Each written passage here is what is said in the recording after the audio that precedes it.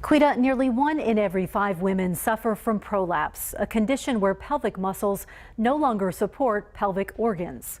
For years, surgeons made repairs using tissue from women's bodies, but in recent years, a surgical mesh has been used to treat prolapse.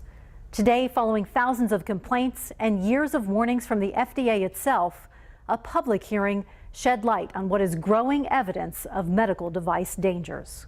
This is affecting lives, and it's major, and nobody's really listening to us. Women from across the country gathered in Maryland to share their stories about how mesh products changed their lives. I am one of over 100,000 women who have been severely and permanently harmed by the devastating complications from anterior transvaginal mesh. Mothers like Jody Callahan, who had surgery in 2010 at the age of 45, and after years of pain, had the mesh removed in 2013. The doctor reported that the mesh had eroded into my bladder, attached to my bowels, my nerves, and my muscles. Last month, she learned she has to undergo another surgery. She says her doctor found more plastic mesh inside her body. I am scared, frustrated, and devastated that I will have to do this again. Medical device makers apologize to the women today. Boston Scientific is purposeful and is committed to providing medical devices that are safe and effective, that are supported by clinical evidence, that are supported by physician training,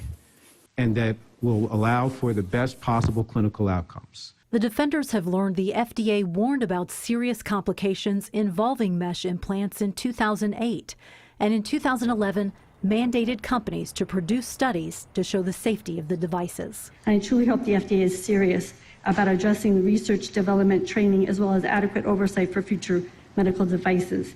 U.S. Congressman Lloyd Doggett is sponsoring the Medical Device Safety Act as a result of our original investigation and sent us this statement tonight.